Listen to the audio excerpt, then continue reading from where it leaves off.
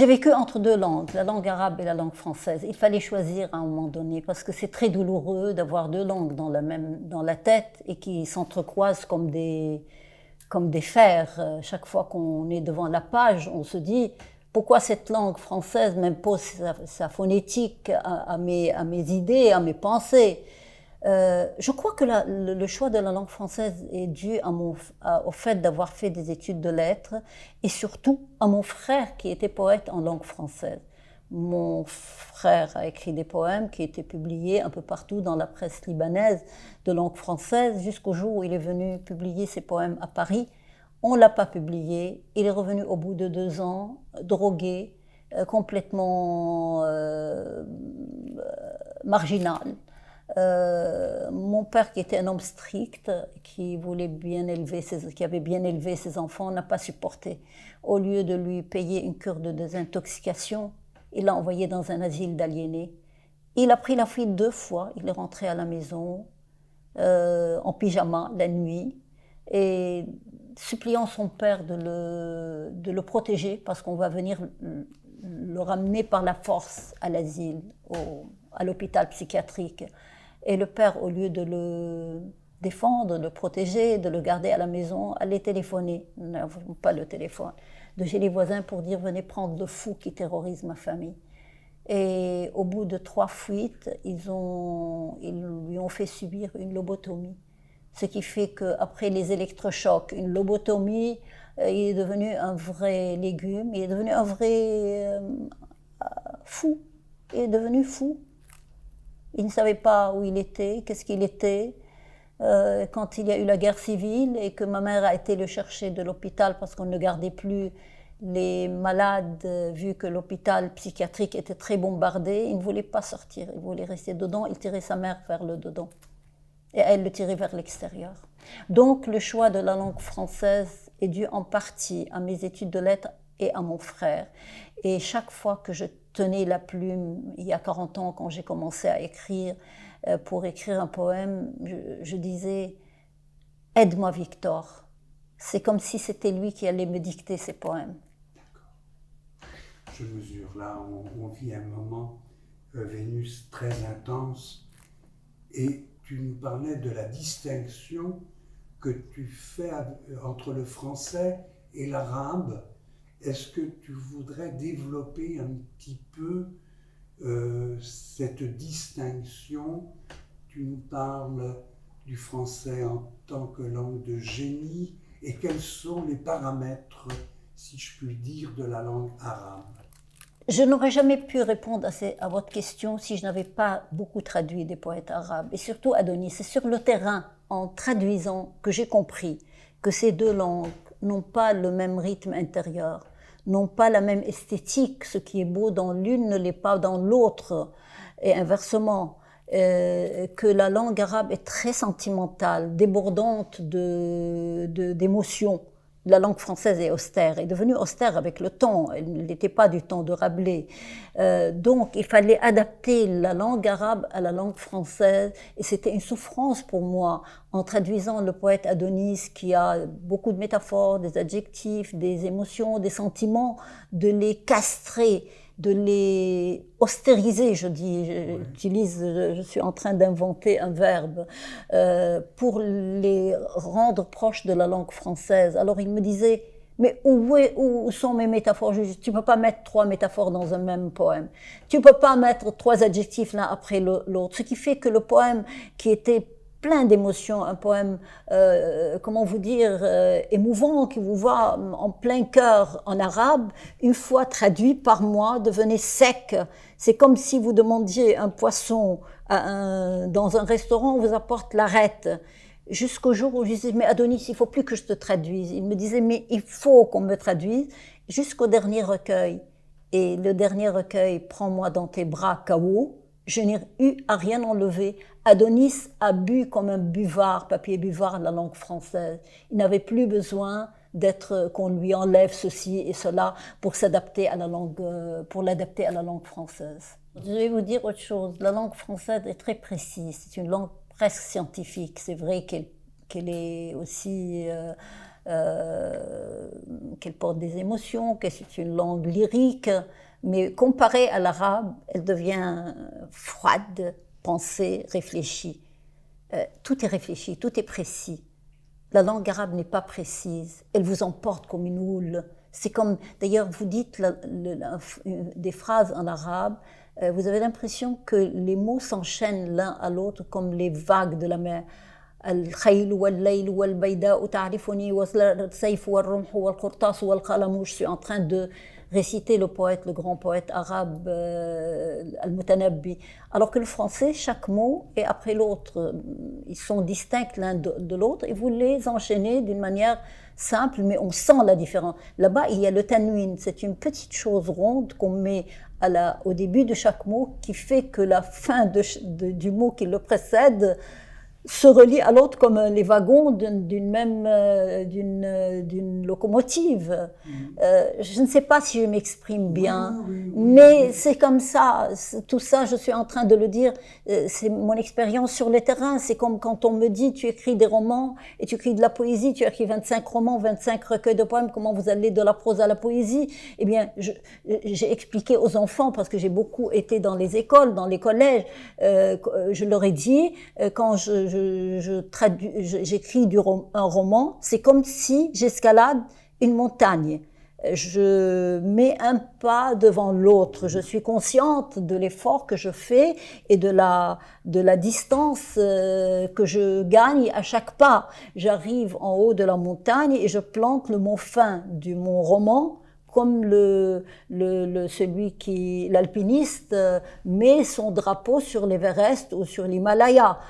Alors que la poésie, je suis sur la montagne et je dégringole à une vitesse vertigineuse, la pente, le versant, sans savoir ce que je suis en train d'écrire.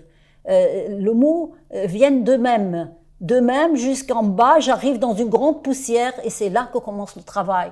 Je me mets à travailler le poème une fois qu'il est terminé et que j'ai retenu ma respiration.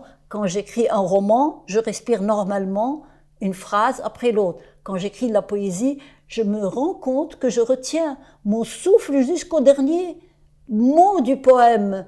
Le poème, c'est un serpentin pour moi que je déroule jusqu'à la fin. Et c'est là que le poème est terminé. Je ne peux plus ajouter un mot, je ne peux rien, mais je peux retrancher, je peux retravailler, je peux sculpter. Je sculpte comme le sculpteur s'empare de la terre glaise qu'il a faite et à laquelle il donne des formes. La poésie vient de loin, vient d'ailleurs. Les vrais poètes, je ne parle pas de ceux qui fabriquent des poèmes et qui prennent un mot par-ci, un mot par-là, qui les collent l'un à l'autre pour faire de l'effet, comme un peintre ferait un tableau abstrait. Non, je parle de la vraie poésie, celle de Jean-Pierre Siméon, entre autres, une houle comme ça qui vous emporte. C'est des gens habités. Il y a une tribu australienne qui dit la poésie, c'est la cabine téléphonique des ancêtres, c'est-à-dire les ancêtres, les morts, ceux qui nous parlent par téléphone, qui nous disent des choses. Comment ça se fait qu'avec un mot qui vous attire l'attention, qui vous tire plutôt, vous êtes en train de lire un journal, il y a un mot, un journal, un livre, n'importe quoi, un mot, ce mot se met devant votre œil, et c'est lui qui entraîne d'autres mots, et d'autres mots, et d'autres mots, et le poème, il est déjà terminé. Et vous vous dites, ah tiens, de quoi je parle? Ah, je donne la parole à un mort qui parle, qui raconte sa vie outre-monde. Je parle, c'est un poème d'amour, c'est un poème érotique, c'est un poème de guerre. C'est après coup que je me rends compte de ce que je suis en train d'écrire. La poésie est un lieu de vision. Les poètes sont des visionnaires. Je parle toujours, j'insiste, je précise, les vrais poètes. Pas ceux qui fabriquent et qui peuvent être géniaux. Il y a des fabricants de poèmes qui sont géniaux. Ils connaissent le poids des mots, leur forme, leur couleur. Ils savent les mettre l'un à côté de l'autre et ça donne de l'effet. Moi, tout de suite, je les reconnais quand j'ouvre un recueil. D'ailleurs, chaque fois que j'ouvre ma porte, il y a 3-4 recueils qui dégringolent. Beaucoup de poésie, pour ne pas dire 70% de la poésie qui s'écrit, m'arrive à cause des jurys de poésie dans lesquels je suis et que je lis. Je ne peux pas lire un recueil de poèmes sans mettre un papier dedans et dire quelles sont mes impressions. Et donc, il y a des écrivains, des poètes qui ont le génie de fabriquer, qui sont des usines, et il y a les autres qui sont des fous, des visionnaires, auxquels il y a des voix, peut-être on dit des voix perdues dans l'atmosphère, qui viennent se greffer sur eux pour leur dicter des poèmes. Je ne sais pas, je ne veux pas adhérer à cette idée de Victor Hugo qui dit qu'il y a il y a notre monde, il y a des gens qui viennent, qui sont dans la stratosphère ou ailleurs, qui sont en train de nous dicter des poèmes. En deuxième lieu, une fois que ce poème leur est venu, ils travaillent comme les autres, leurs poèmes. Ils le retravaillent, ils le sculptent, ils enlèvent un mot, ils ajoutent un mot. C'est ce que je fais, moi, en traduisant de l'arabe au français. Quand j'enlève un mot par-ci qui est un adjectif trop lourd ou une métaphore, je la remplace par une autre. J'adapte le poème de l'arabe au français. D'ailleurs, quand je traduis, j'ai l'impression de traverser une frontière. De traverser une frontière entre deux pays et de payer une taxe. Cette taxe, c'est les manques et les rajouts. J'ajoute ceci, j'augmente je retranche cela. J'ai l'impression aussi, je vais dire quelque chose de très manuel, de conduire deux voitures en même temps. Oui. Je vais aller dans le mur me fracasser si je me trompe. Il y a une peur incroyable en traduisant, il y a une responsabilité incroyable en traduisant. Quand je lui enlève une métaphore ou un adjectif à Adonis, il ne faut pas que le poème tombe, parce que le poème chez Adonis, comme chez nous tous, les Arabes qui écrivons la poésie, c'est une construction, c'est jamais relâché, la forme n'est jamais relâchée, c'est une construction. Vous enlevez un mot, tout l'édifice tombe. Alors il faut le remplacer par un autre mot. C'est un engagement mystique, je dirais. Mystique. J'ai l'impression que quand je reste une journée entière pour traduire un poème d'Adonis, pour lui donner la forme qu'il devrait avoir en français, sans nuire à l'arabe, sans le diminuer, ça veut dire que, sans gagner de l'argent, parce que je traduis, je ne touche jamais des droits de traduction. Ça, c'est une politique chez moi. Je dis aux éditeurs, moi, je veux bien être payé pour les romans, mais traduction de poésie, c'est pour moi une vocation. Donc, c'est presque mystique, je dirais. Elle est bien ancrée en moi, cette langue arabe. J'ai beau la rejeter par moments, parce que quand on me traduit mes romans du français à l'arabe, je pleure, je suis malheureuse.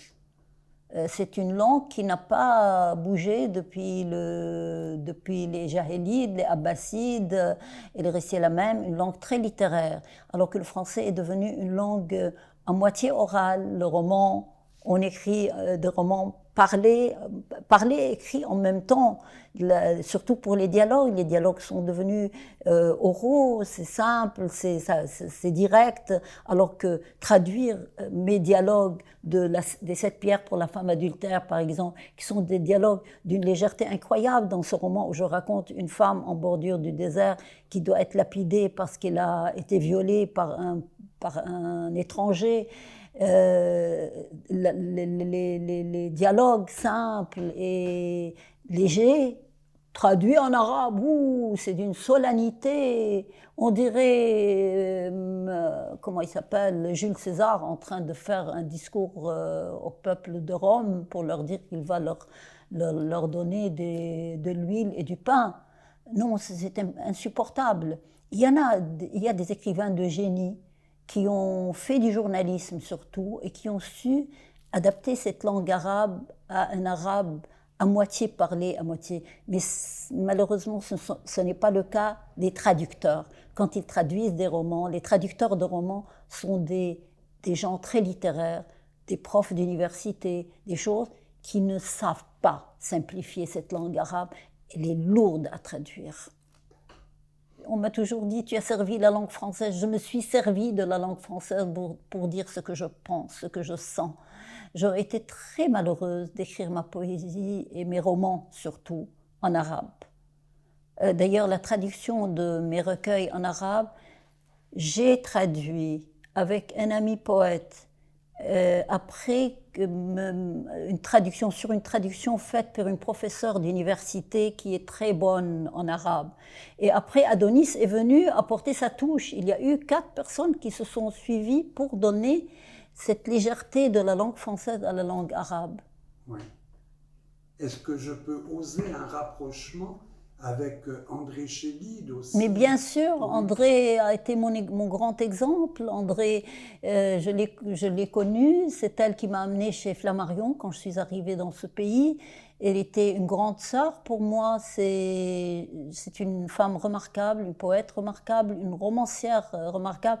Et le premier à avoir su qu'elle était remarquable, c'est Jean-Pierre Siméon, et qui lui a ouvert beaucoup de portes et qui l'a fait connaître comme il faut qu'elle soit connue.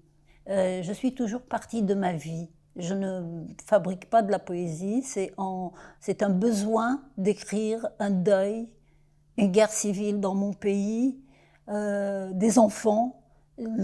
Chaque recueil, d'ailleurs, est différent de l'autre. À quoi sert la neige, par exemple, pour les enfants, ou bien celui qui a eu le prix Goncourt de poésie, Où vont les arbres, ça raconte mon village avec ses arbrisseaux, ses enfants. Les enfants rentrent la nuit à la maison avec les arbrisseaux. Ils dorment tête bêche, il y a les chèvres de mon village, il y a tout. Et puis vient après, il y a eu un deuil qui a noirci cette maison, obscurci cet appartement, cette maison, je dirais, parce qu'il y a un jardin, je l'appelle maison, et qui a donné le livre des suppliques. Il y a un homme qui est derrière un mur, derrière 2 murs, 3 murs, qui regarde les objets qu'il a laissés derrière lui, cette chambre à la porte fermée. Et j'ai toujours senti le besoin de raconter la même chose en roman et en poésie. Les mêmes événements, ça je me rends compte maintenant que je suis une femme d'un certain âge, je me rends compte que mes livres sont jumelés, recueils de poèmes et romans, les ombres et leurs cris qui racontent la guerre du Liban, et puis Vacarme pour l'une morte qui raconte la guerre du Liban en roman. Morte maison et les obscurcis, des choses. J'ai toujours jumelé. On dirait que je commence par la poésie, qui est mon langage secret, mon langage intime. Quand je ne peux plus taire ce qui me fait mal, je les sors à travers le poème, parce que le poème, c'est la forme la plus directe de l'émotion. Mais après, je sens que je n'ai pas tout raconté. Alors je vais vers le roman qui raconte, qui va dans tous les recoins, qui raconte dans les moindres détails. Je suis arrivée en France avec mon bagage de l'école des lettres qui s'arrêtait, heureusement, pas heureusement, que comprenait Baudelaire, Rimbaud, Verlaine, des poètes que je n'avais pas étudiés à l'école et que j'ai découvert à l'école des lettres. Et j'arrive en France et je découvre qu'il y a Michaud, qu'il y a Bonnefoy, qu'il y a Jacotet, qu'il y a Dubouché, qu'il y a des poètes qui m'ont... Et ce passage vers le poème en prose, c'était magnifique pour moi.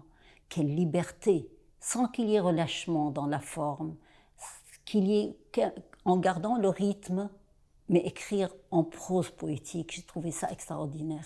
Ça m'a fasciné cette forme.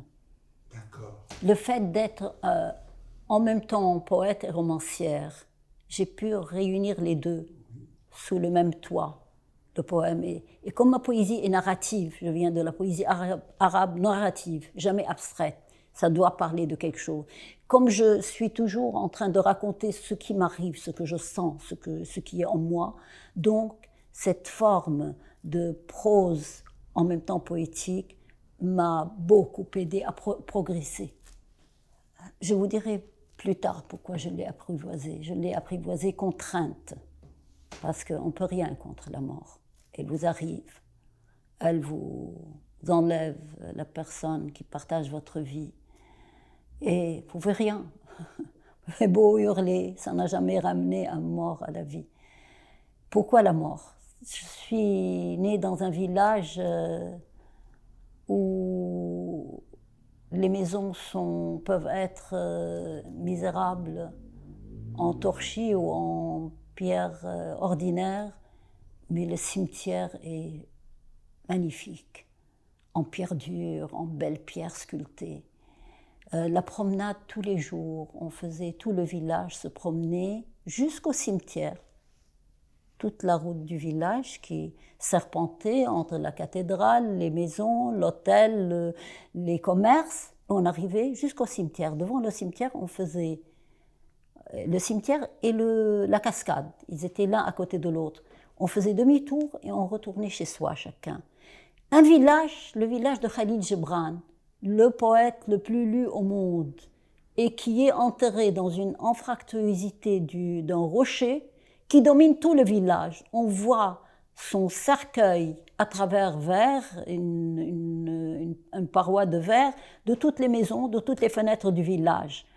Que la moindre ère meure de ce village, il y avait tous les villages avoisinants, avec tous les curés, les prêtres, les moines qui venaient suivre la mort était quelque chose de très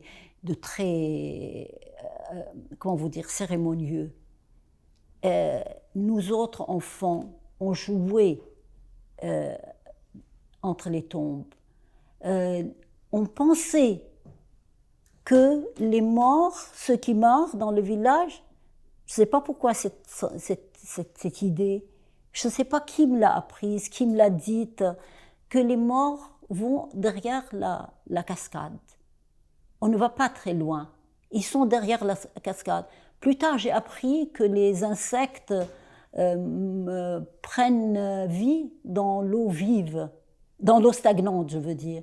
Alors je me suis dit, est-ce que l'eau qui stagne après qu'elle soit descendue de la cascade et qui stagne en bas, est-ce que j'ai fait un rapprochement entre ces insectes qui sont dans l'eau stagnante et les morts qui sont derrière la cascade? Je ne sais pas.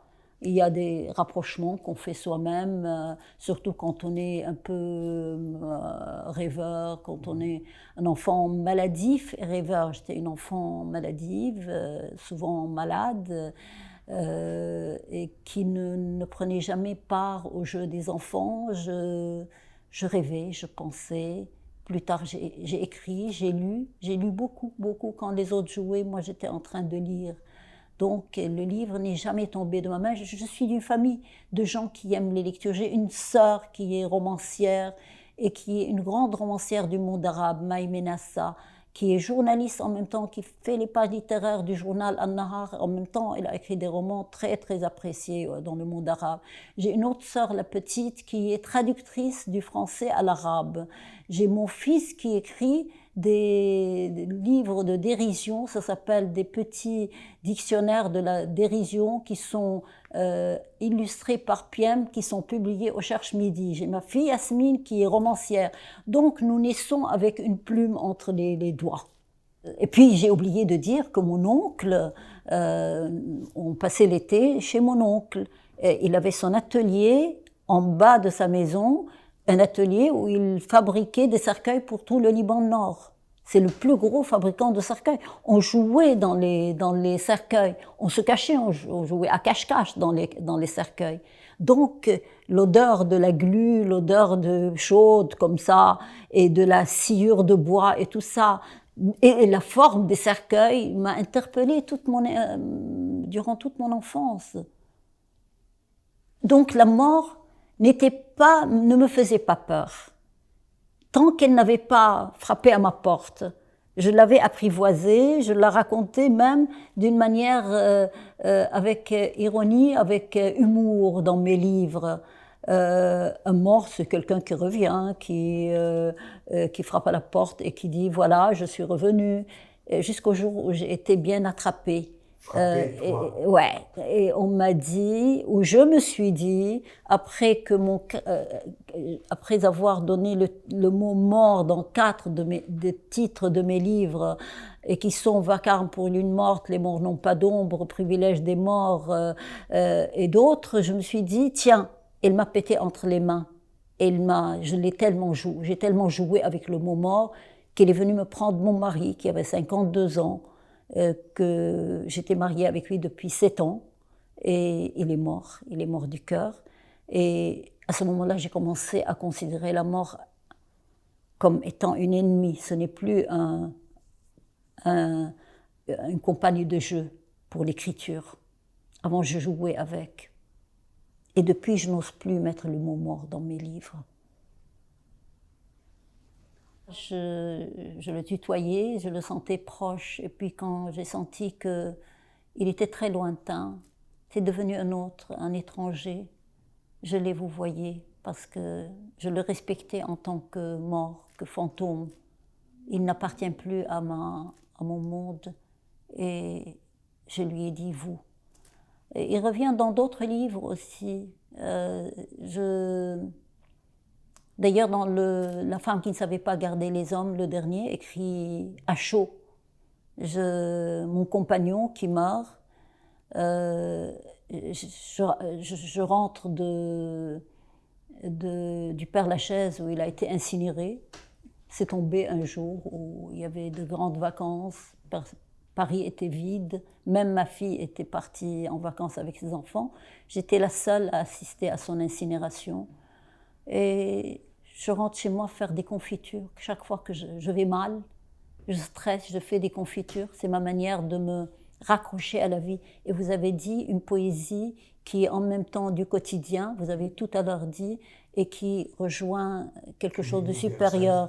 Dans ma poésie, il y a la louche, il y a la marmite, il y a la casserole, il y a le matelas, il y a l'outre dans laquelle il y a de l'eau. Je suis une femme qui utilise ces objets-là, que j'ai vus entre les mains de ma mère. Et ce qui me fait plaisir, c'est qu'il y a maintenant beaucoup de jeunes femmes, de jeunes poètes qui ont marché sur mes traces et qui ont magnifié ces objets. Ces objets ne sont plus de l'ordre des objets humiliants, modestes. Ils sont devenus quelque chose de magnifié et qui font partie ils sont devenus poétiques. Je parle de ces objets dans mon poème Ortie, mon long poème Ortie, qui a été beaucoup repris dans les théâtres. Et je dis louche, marmite, casserole, on voyageait de main en main portés par ces personnes qui ont fui des génocides, parce que il y a eu beaucoup de génocides dans cette partie du monde qui est le Proche-Orient. Moi-même, je suis d'origine, paraît-il, notre famille est d'origine de la plaine de la Syrie, et qu'on a fui un génocide. On est venu au Liban, que ma grand-mère était arrivée sur une charrette avec ses 2 fils pour se protéger de quelque chose. On n'a jamais su pourquoi. Elle est devenue employée dans un monastère du Chouf, c'est-à-dire de la montagne libanaise, où on lui a pris ses 2 fils pour leur faire des études, en lui disant il faut que l'un d'eux devienne un moine pour payer leurs études. Et elle faisait la lessive dans ce monastère. Et plus tard, l'un d'eux est devenu militaire, le second, qui était mon père, qui est devenu moine, on l'a envoyé faire des études de théologie, et il a fait de grandes études, mon père, contrairement à ma mère, que je considère comme une femme à moitié analphabète. Elle lisait à peine le journal. Alors mon père, qui devait être moine, payait le monastère, payait les études qu'il a faites à l'extérieur, à l'étranger, pour devenir moine. Il a une péritonite, il rentre à l'hôpital, et il s'entiche, il tombe amoureux de la première femme qu'il rencontre, qui était ma mère, infirmière. Et il l'épouse. Et pendant des années, on a vu le supérieur de ce couvent venir de si loin, du Liban Sud, Jusqu'à chez nous, nous habitions un rez-de-chaussée. Ma mère qui le recevait à la porte, il arrivait comme un corbeau avec ses vêtements noirs, avec son grand chapeau noir comme ça. Il disait, où est-ce qu'il est? Il faut qu'il revienne au couvent pour payer les études qu'on lui a fait faire. Et ma mère lui disait, et qui va nourrir mes 4 enfants? C'est vous qui va... Et mon père se cachait. C'est ma mère qui l'affrontait. Donc il voulait à tout prix le récupérer, oubliant que cet homme était marié avec 4 enfants, et c'est grâce à eux, aux études qui lui ont fait faire, que mon père était devenu un homme cultivé, qu'il était interprète auprès du Haut-Commissariat français, il parlait un français très distingué, très élégant, et que le départ de la France, du Liban, après le mandat en 1945, l'a complètement ravagé, et c'était sa tendre mère qui le quittait, lui il se retrouve seul parmi les sauvages arabes.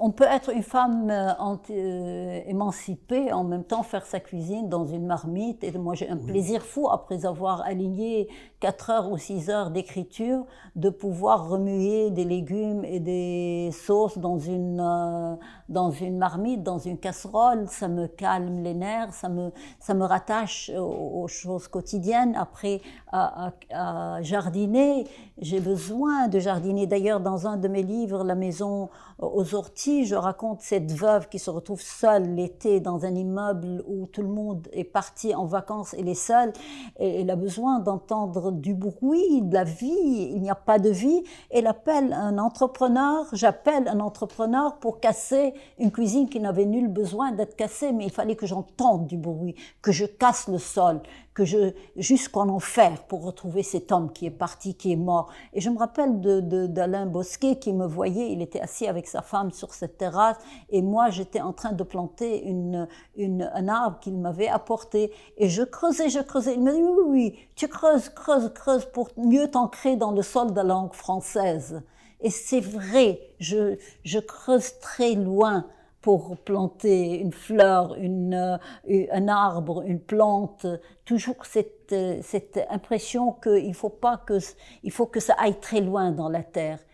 Pour m'ancrer dans la langue française, dans la France, je ne sais pas, la peur de perdre cette patrie qu'on me donne après avoir perdu l'autre patrie, qui est le Liban après la guerre civile. L'écriture et le jardinage et la cuisine, c'est les mêmes choses. Pour moi qui écris sur cette table en face de mon jardin, maintenant j'ai un bureau depuis que j'ai une chambre de plus, mais j'écrivais là. J'avais l'impression, quand j'écris une phrase pleine de métaphores, d'adjectifs, et après je commence à élaguer, c'est comme quand j'élague mes rosiers, quand j'élague mes arbres. Les adjectifs sont des choses adipeuses comme les limaces, comme les escargots qui mangent mes fleurs. Quand je cuisine, c'est des ingrédients qu'il faut mettre, et c'est des ingrédients, les mots qu'on met sur une page. C'est la cuisine aussi. Parfois on fait de la basse cuisine quand on me donne un texte à corriger pour quelqu'un qui me passe un jeune ou une jeune qui me dit voilà mes poèmes s'il te plaît, j'enlève par-ci, j'ajoute par-là, tout ça, je fais de la basse cuisine. Une fois que je termine un texte, je lui ajoute par-ci, par-là des épices, des choses qui sont aguichantes pour le lecteur. Maintenant, j'ai écrit un roman, il y a l'ossature, il y a le squelette, mais je suis en train, chaque fois que je relis les pages qui ont précédé, j'ajoute des éléments qui sont des épices, je les appelle. Il y a un parallélisme entre tout.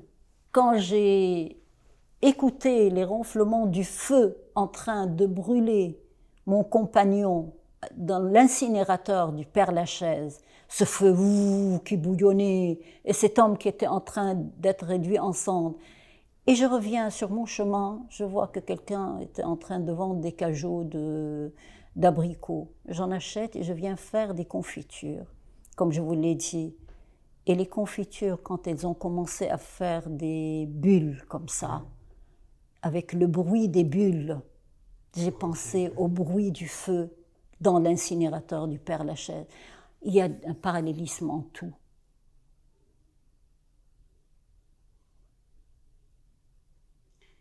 On vient de perdre Bonnefoy. un immense poète qui a su garder son lyrisme malgré tous ces faiseurs qui veulent que la poésie soit comme un théorème de mathématiques, froid, construit d'une manière impeccable, mais où des mots viennent s'ajouter à d'autres mots qui viennent de notre monde, qui n'a rien à voir. Vous terminez le poème, vous dites « Ah bravo, comment il a fait ça, quel bel assemblage », mais vous n'avez rien retenu, vous n'avez aucune émotion. Lui a su écrire une poésie moderne et en même temps qui est pleine d'émotions. Rien ne m'énerve, il y a des poésies, chacun écrit sa propre poésie, mais pourvu qu'on soit sincère avec soi-même. Pas un fabricant, pas un faiseur, disons le mot faiseur, plus que fabricant. Il y a des poésies, il y a des grands lyriques, mais ce que je n'admets pas, c'est qu'on écrive des alexandrins de nos jours. Il y en a qui sont en train d'y revenir. Est-ce que c'est pour montrer qu'ils sont performants, qu'ils peuvent le faire? Je ne sais pas, moi je ne sens pas. Dès que j'ai un 12 pieds sous ma main, je le casse. Pourvu dès que j'ai une rime, je la casse. Il faut du rythme. Dextérité ne te convient voilà, pas. non, j'ai fait trop de dextérité à un moment donné. On m'a demandé d'écrire une Antigone arabe. Je l'ai écrite en 12 pieds, de début jusqu'à la fin. Elle a été jouée dans un petit théâtre à Beyrouth qui s'appelle le théâtre de Baalbek. Il y avait 12 comédiens sur scène et 10 personnes dans la salle. C'était catastrophique comme expérience parce qu'il y avait beaucoup plus de monde sur scène qu'il y avait dans la salle, et mon crayon qui était censé être un autoritaire, un dictateur qui fait peur, il était un homme très vulnérable. Dès qu'il voyait le stroboscope avec ses lumières, il tournait de l'œil. Mon Antigone, dès qu'il était emmuré par crayon, au lieu de que le public ne pleure sur son sort, le public applaudissait parce qu'il était antipathique à tout le monde. Donc le théâtre, je n'y pense plus jamais, je ne m'approche plus du théâtre. Après cette expérience malheureuse, je n'ai plus touché à l'Alexandrin.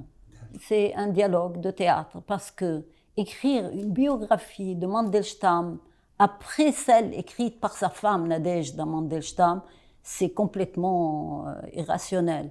Parce que cette femme a raconté son mari dans 3 tomes, magnifiquement bien. Il y en a d'autres qui l'ont copié et qui ont ajouté leurs petits grains de sel. Je n'ai pas voulu faire ça. J'ai pris les grandes lignes de la vie de Mandelstam.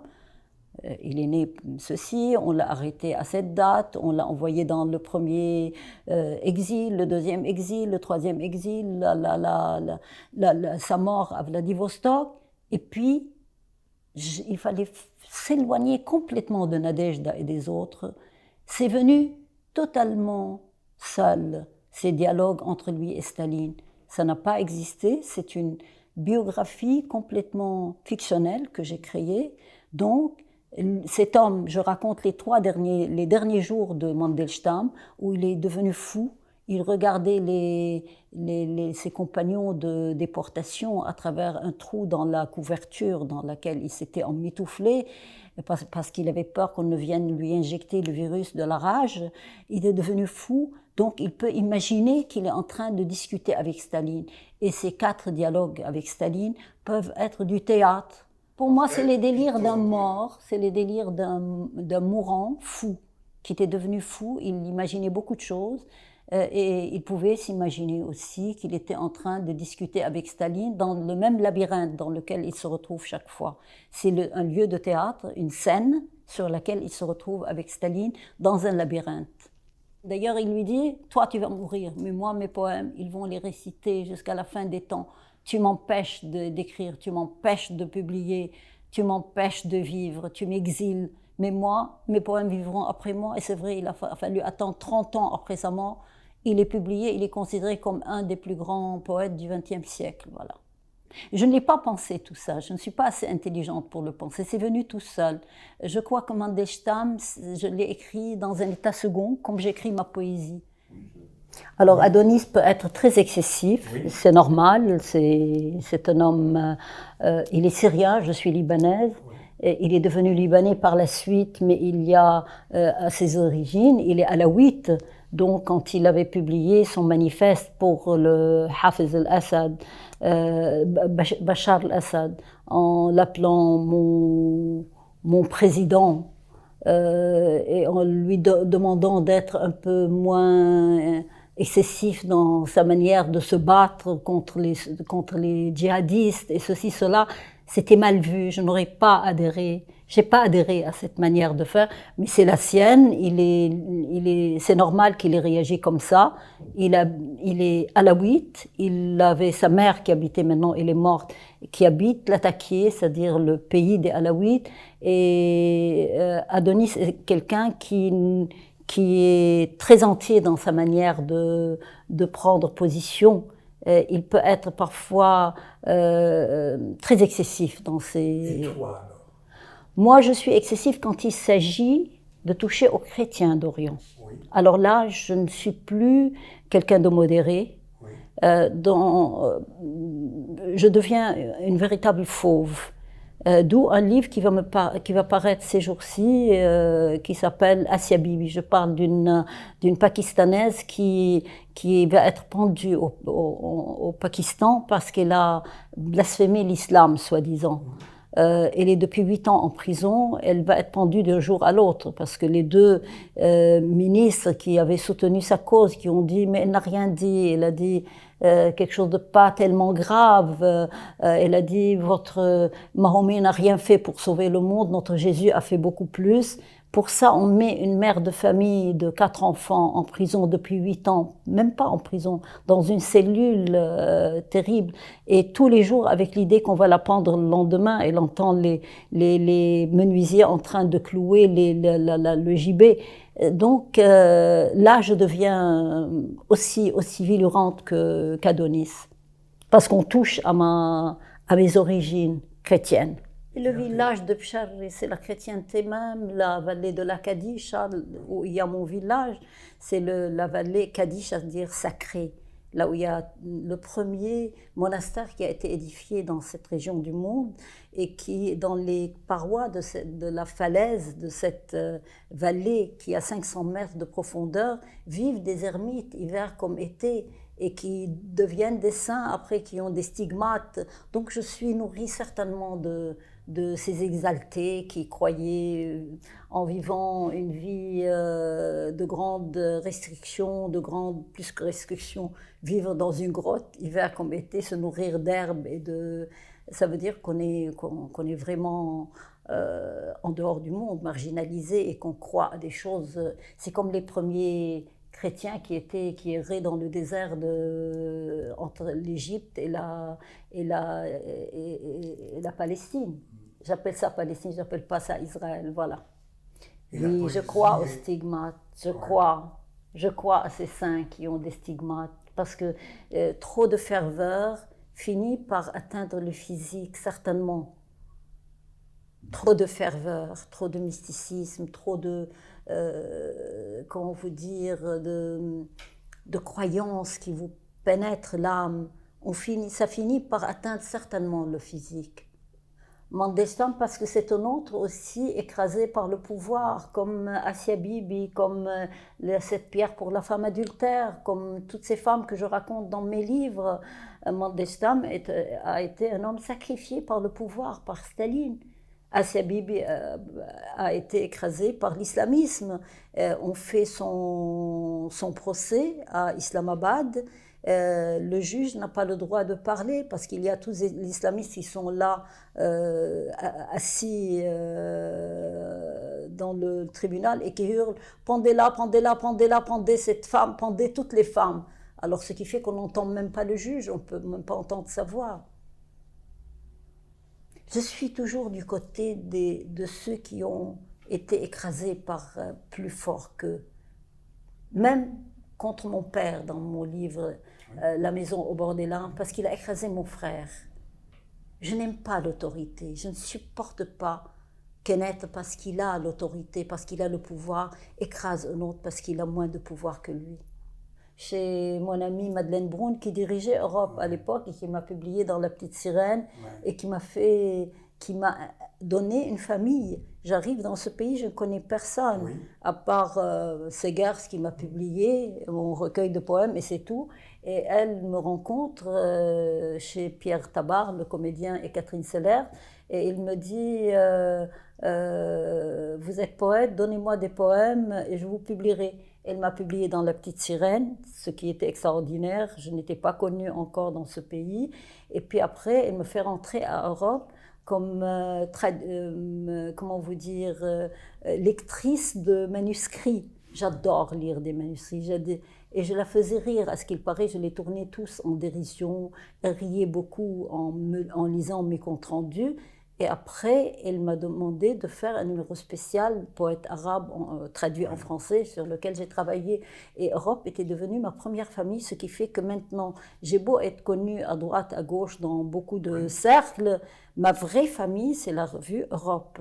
Aragon est un immense poète. Pour moi, c'est un des plus grands poètes de ce siècle. Certainement, aussi grand que Mandelstam, aussi grand que Michaud, avec l'exaltation en plus du langage. Michaud, c'est moins exalté.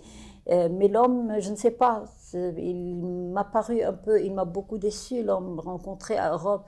J'essayais de parler avec cet homme, avec le poète qui me fascinait, et j'entendais quelqu'un parler tout le temps, maugréer contre les impôts qu'il payait. Il disait « Oh, je paye trop d'impôts, je paye. » Il ne faisait que parler de ses impôts.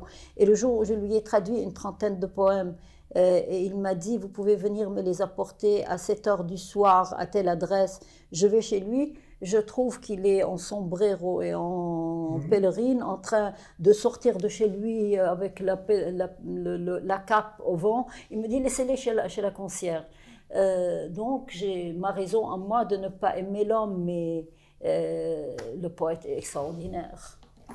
Pas seulement poète, romancier aussi. Il y a beaucoup de jeunes. Oui. Des jeunes poètes qui sont des femmes, surtout, qui viennent vers moi et qui me disent il y a une familiarité, une parenté entre notre manière d'écrire. Vous nous avez libérés. Ils me disent, je ne sais pas si c'est pour me flatter, en parlant des choses de la vie quotidienne, et en les magnifiant, en faisant des poèmes. Alors ces femmes s'appellent Marie Huyot, s'appellent Amandine Marambert, s'appellent Caroline Boidet et d'autres. Elles sont très très nombreuses, les jeunes femmes qui sont venues vers moi et qui m'ont apporté leurs poèmes et que je trouve extraordinaires. D'où le prix Vénus Kurigata qu'on a créé à Paris et qui, j'ai voulu que ça soit donné toujours à une jeune poète. On l'a donné à Marie Huyot, qui habite à Arles, on l'a donné à Caroline Boidet, on l'a donné, chaque année on le donne à une femme poète. Il y a une jeune poésie extraordinaire, mais le malheur c'est qu'il n'y a plus d'éditeurs de poésie capables de publier. Chez Mercure, on publie 4 recueils par année. Chez Flammarion, l'année passée, 2 recueils dans l'année. Puis il y a les éditeurs de province qui sont très bien en dehors de Paris, mais ils ne sont pas bien distribués, ils ne sont pas très connus, et les libraires eux-mêmes ne mettent pas les livres, les recueils de poèmes en valeur dans leur vitrine pour qu'ils soient lus. Alors on compte sur des gens comme vous qui invitez à Brice-en-Coglès, à d'autres villes qui font des colloques de poésie. Je vais après-demain à Sète pour le festival de poésie créé par Maïté Vallès-Bled avec la ville de... Il y avait l'Odève aussi, il y a beaucoup de festivals de poésie. C'est ça qui fait que le public, le grand public ne perd pas le contact avec les poètes. Il y a 1000 poésies, on le disait l'autre jour avec Michel Deguy, il n'y a plus une poésie, il y a 1000 genres de poésie. Il y a ceux qui écrivent très modernes, il y a ceux qui ont décapé le langage pour en faire quelque chose de très froid, volontairement froid, même s'ils peuvent écrire autrement, chapeau. Chapeau, parce qu'à un moment donné, il y avait trop de verbiage, il y avait trop de sentiments, trop de sentimentalité. Il fallait faire secousse à la poésie pour qu'elle redevienne un peu plus, qu'elle se calme un peu. Il y a tous les genres de poésie. Il y a ceux qui écrivent des haïkus, des Français qui écrivent des haïkus. Il y a d'autres qui écrivent de la poésie narrative, comme Shimous Daktekin, comme mon Horthy racontait. Au lieu de le raconter en roman, le raconter en poésie. Il y a des poésies et toutes sont valables. Toutes les démarches sont valables. Quand on est sincère, c'est bon. Moi, je n'écris jamais de la même manière. Ma poésie d'avant n'est pas celle d'aujourd'hui, n'est pas celle que j'ai écrite il y a 10 ans, celle que j'ai écrite il y a 8 ans. Quand je parle, où vont les arbres, où je raconte l'enfance dans un village baroque, avec ses chèvres, je deviens moi-même exubérant. Je prends un langage exubérant. Je deviens baroque. Alors que quand j'écris le livre des suppliques, qui est un livre de deuil où un mort parle à ses objets, je deviens très austère.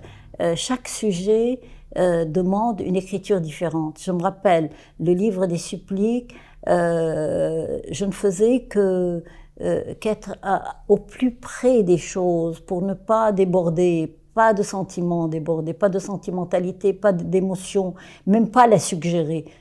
Si le lecteur a senti une émotion, tant mieux. On me dit c'est un livre qui vous tord le cœur. Moi, en l'écrivant, j'ai évité de me tordre le cœur en premier parce que j'étais très vulnérable à l'époque et très mal dans ma peau. Donc, il fallait parler froidement du deuil, de la mort. Mais je m'étais réconciliée. Je voulais à tout prix me consoler en me faisant croire qu'on ne meurt jamais, qu'on est de l'autre côté d'un mur et qu'on voit les êtres et qu'on voit surtout les objets. Je ne sais pas pourquoi, j'ai fait une fixation sur les objets, que les gens qui s'en vont de l'autre côté de la vie ne sont plus attachés qu'à leurs objets. Une lime à ongles, des lunettes, des choses. Je me rappelle, moi-même, prenant les lunettes de cet homme qui était mon compagnon, en train de les mettre sur mes yeux, en train de me dire « Mais qu'est-ce qu'il voit maintenant ?» On est dans un état second quand on est en deuil. On est un peu surtout si on engloutit des médicaments pour se calmer, pour déstresser. Et c'est un très bon moment si on est stressé pour écrire. Dans le stress, dans l'agitation intérieure, on écrit mieux que quand on est calme, apaisé et que la vie vous sourit. C'est dans les moments de crise, quand on n'est pas bien dans sa peau, qu'on écrit. Je suis une paysanne d'origine, je suis une fille de la montagne. Dans le temps, les chrétiens libanais vivaient sur les hauteurs parce qu'ils avaient tout le temps peur des razzias mahométanes, musulmanes, qui venaient sur les côtes, brûler, islamiser, tuer. Il y avait beaucoup de génocides, on n'en parle pas maintenant, d'où les migrations terribles des Libanais qui sont partis à l'étranger. Il y a 13 millions et demi de Libanais qui vivent à l'étranger et 3 millions et demi au Liban. Donc, la mer, pour moi, je n'aime pas. Je n'aime pas, j'aime la voir de loin. Mais quand j'écris, je lui tourne le dos parce que cette masse d'eau sombre, qu'est-ce qui se passe en bas? Je n'ai jamais appris à nager d'ailleurs. Je suis une lymphatique. Je ne suis courageuse que devant les mots. C'est les seuls avec lesquels je déploie je cours derrière eux et je les attrape toujours finalement. Non, la mer n'est pas pour moi. Mais j'y vais dans une semaine parce que j'ai des petits-enfants qui ont leur maison en bordure de mer. Mais soyez sûrs que je ne la regarderai même pas, je ne mettrai même pas un orteil dans la mer. Je ne commence l'écriture d'un roman que quand il est terminé dans ma tête. Je l'ai déjà, il y a le sujet qui est venu sur moi comme ça, en pleine poitrine. Et quand je commence à y penser tout le temps. Parfois j'y pense pendant 1 an, pendant 6 mois, 9 mois, ça dépend. Et quand je commence à l'écrire, ça veut dire qu'il m'habite, que les personnages sont là. Et ça peut changer en cours d'écriture parce que eux-mêmes, à un moment donné, vous dictent ce qu'ils doivent faire. Ils sortent de l'ordinateur, ils vous disent non, non, non, je ne veux pas, vous voulez me faire ceci, je ne veux pas, je veux faire autre chose. Ça, c'est différent. Mais la poésie, des fois, je croyais commencer un roman. Et je commençais une phrase, 2, 3, 4, puis je me dis, ah non, c'est un poème, ça. Un roman avorté, parfois, peut donner un poème. Pas un roman, une page de prose avortée peut donner un poème, une fois retravaillé, certainement. La poésie se retravaille beaucoup. Rares sont les poèmes qui sortent d'eux-mêmes, comme ça, de la gangue, de la boue, de l'argile, et il ne faut pas y toucher. Ça m'arrivait quand j'avais 18 ans, 19 ans, et que je n'avais pas de doute, et que je croyais que le poème était, je ne sais pas comment on dit ce mot en français, munzal en arabe, c'est comme le Coran qui a été dicté au prophète. Comment on... Exactement. Il y a un mot à ça, je ne sais plus qu'est-ce que c'est. Dicter, plus que dicter, inspirer, l'inspiration. Alors que je n'aime plus le mot inspiration. Pour moi, je crois au travail. Même si le poème vient par l'inspiration, il n'est jamais parfait. Il faut le retravailler pour donner quelque chose de nouveau. C'est un poème ronronne à la manière d'autres poèmes écrits par Baudelaire et Rimbaud et Michaud et ceci, cela. Ça ne vaut pas la peine.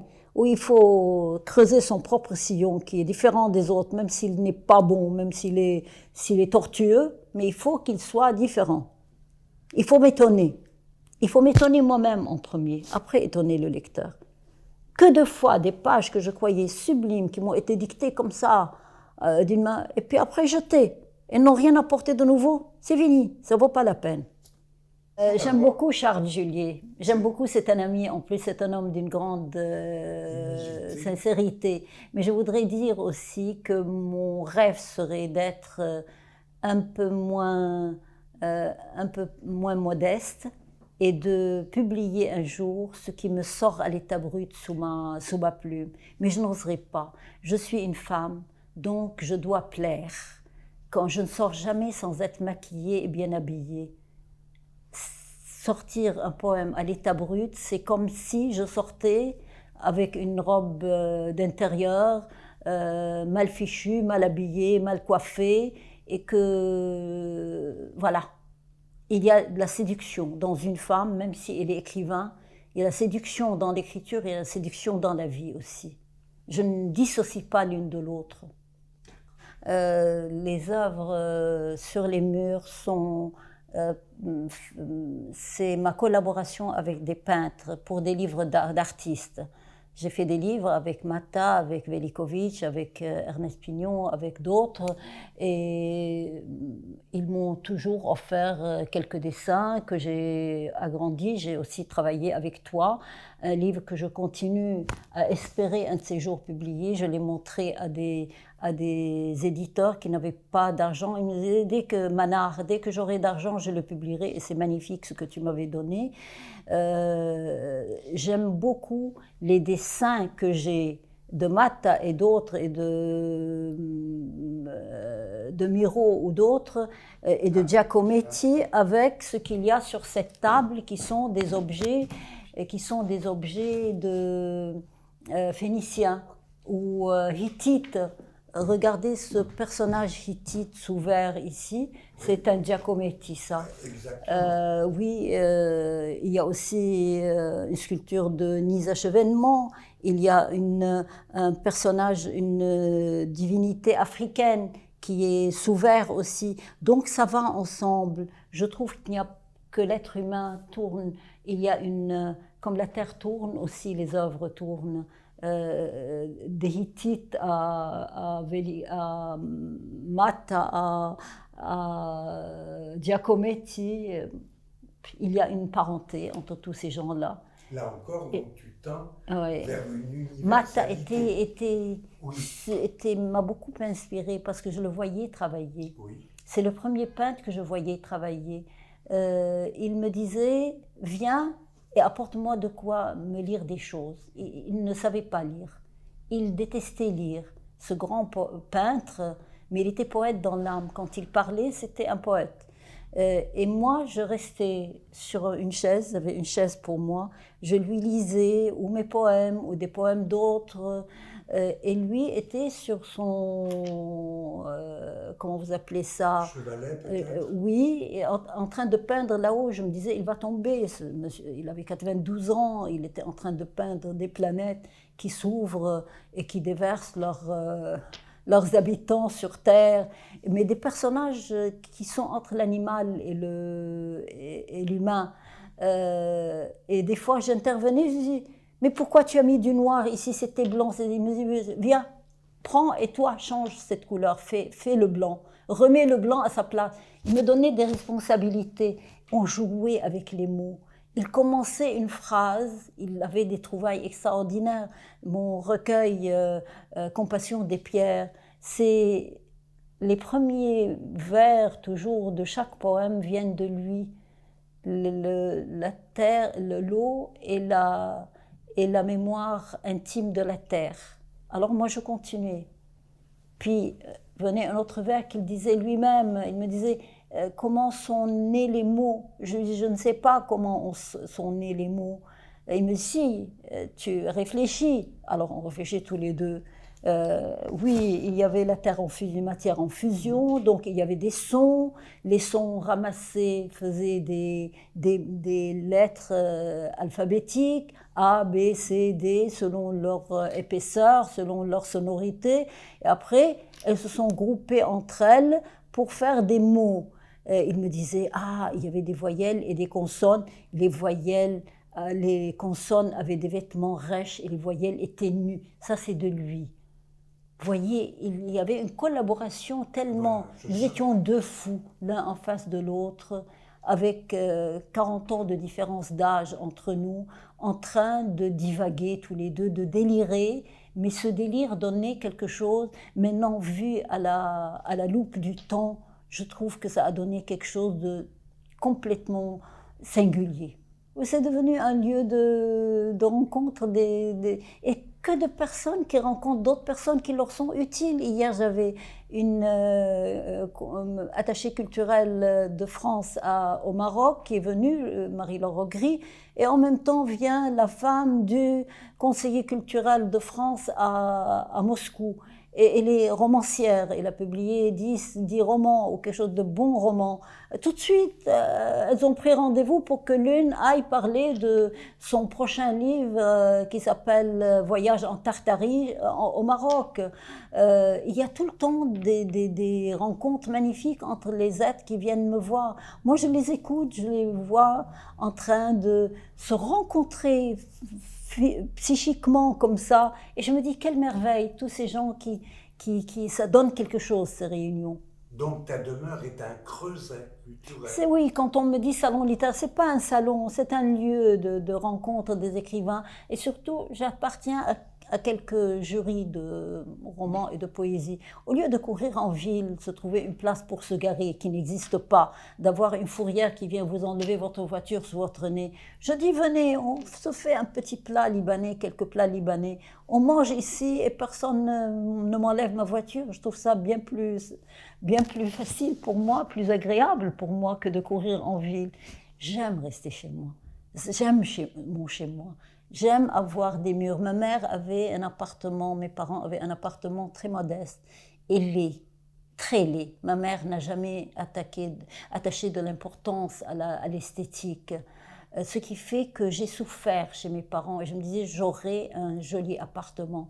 Et je ne fais qu'embellir de moi-même. J'achète des meubles aux puces qui sont complètement nazes et je les ponce. Il y a mon oncle menuisier certainement qui est dans ma peau quelque part. Je les ponce puis je les fais reluire puis j'en fais quelque chose. Je tapisse moi-même des fauteuils parce qu'entre l'écriture, écrire toute la journée c'est terrible. Il faut s'arrêter chaque 3 heures de temps, faire quelque chose de manuel. Je suis très manuelle. Cuisiner, passer, jardiner, cuisiner, ça n'a pas d'importance. Mais faire comment vous dire, toucher quelque chose de palpable, voilà. C'est une invention extraordinaire, le printemps des poètes. Porté sur les épaules d'un homme qui voit très loin, très haut, qui est Jean-Pierre Siméon, mais on ne lui a pas donné assez de moyens pour pouvoir faire tout ce qu'il a dans la tête. Cet homme nous a donné des théâtres, le français, pour dire nos poèmes. Nous étions une centaine de poètes à nous éparpiller en ville, un peu partout, pas seulement dans Paris, dans toute la France. Il a fait quelque chose d'extraordinaire, mais chaque année, on lui réduisait ses moyens, donc ses effectifs. Donc les bureaux qu'il avait dans le 13e sont devenus à l'Arsenal un bureau. Je ne sais pas pourquoi, dès que quelqu'un a des idées extraordinaires et grandioses pour réussir des événements, tout de suite on veut lui couper les ailes. On lui a coupé ses ailes, mais c'est impossible, on ne peut pas couper les ailes de Jean-Pierre Siméon. Il lui pousse toujours du duvet sur ses ailes, il continuera toujours, il rebondira toujours, parce qu'il est habité par un feu intérieur extraordinaire. Il y a des centaines de poètes aux États-Unis qui viennent assister, ils ne bougent pas de leur place, ils prennent un café, un sandwich, ils continuent à écouter les autres poètes qui viennent d'autres pays, ils ne bougent pas. Il y a une ferveur, que ce soit en Angleterre ou à New York. Je n'ai pas vu ça à Paris, en France.